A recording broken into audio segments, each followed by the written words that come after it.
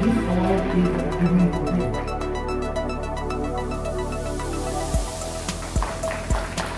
Recognition of his outstanding contribution in Hindi literature, he has been given this.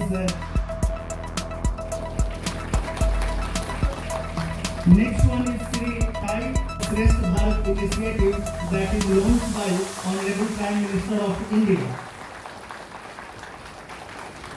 Next one is Miss Gede Basal. She is also selected as. पहले तो मैं अपनी ओर से अपना राज्य सरकार की ओर से इस शुभ अवसर पर 158 birth anniversary of Swami Vivekananda ji का इस अवसर पर आप सबको भी मैं बेस्ट विशेष अपना मैं प्रकट करना चाहेगा। जैसे हमारा ओपनिंग स्पीच में हमारा सेक्रेटरी अनुरोध सिंह ने जो कहा कि स्वामी विवेकानंद जी के जो उनका कैपेबिलिटीज़ है वो हम सब जानते हैं।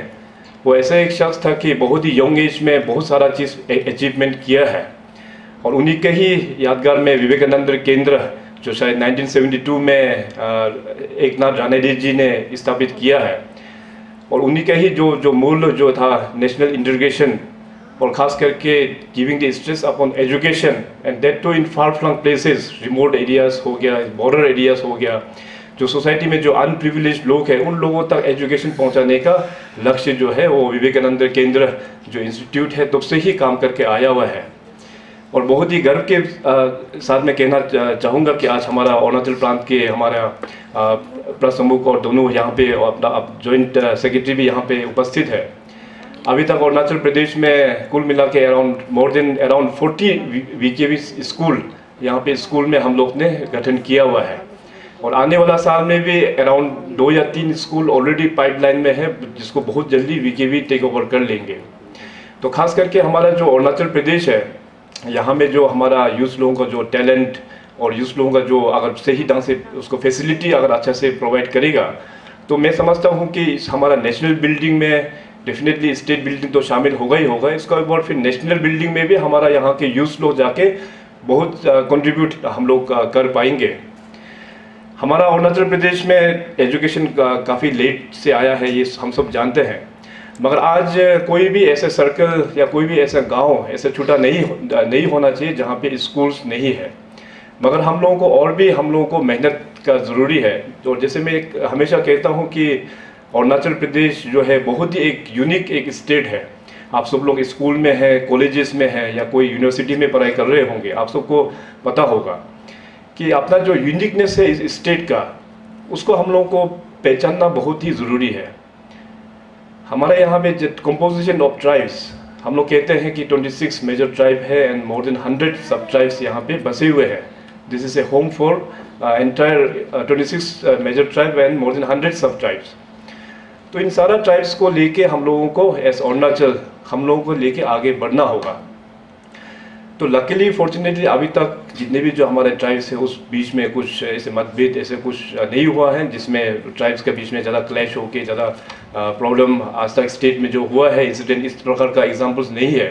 फ्यूचर में भी इस हम लोगों का जो पीस ऑफ आइलैंड जो है अरुणाचल का जो दूसरा पहचान है, it's a very peaceful state, उस चीज़ को मेंटेन करते हुए हम लोगों को आगे बढ़ के जाना बहुत ज़रूरी है। ये अपना एटीट्यूड होता है, इसके बाद अपना अप्रोच, तो उस तरह से अभी एक प्योरिटी के तरफ में एक जहाँ पे शुद्ध है, जहाँ पे सही रास्ता जहाँ है उसका तरफ आप लोग बढ़ना बहुत ही ज़रूरी है। आप लोगों के अंदर में एक हिम्मत भी होना चाहिए आने वाला दिनों में कि जो चीज़ गलत हो रहा है उसको गलत ठहरने के लिए, गलत बोलने के लिए एक आवाज़ आप लोग में एक दम होना चाहिए। सोसाइटी तब जाके रिफॉर्म होता है, इवन गवर्नमेंट भी तब जाके रिफॉर्म होता है। एक कहावत है कि जैसे अभी हमारा कंट्री तो बहुत बड़ा एक डेमोक्रेटिक एक सेटअप है, इतना सारा राइट्स दे के रखा हुआ है, but no one talks about their responsibilities.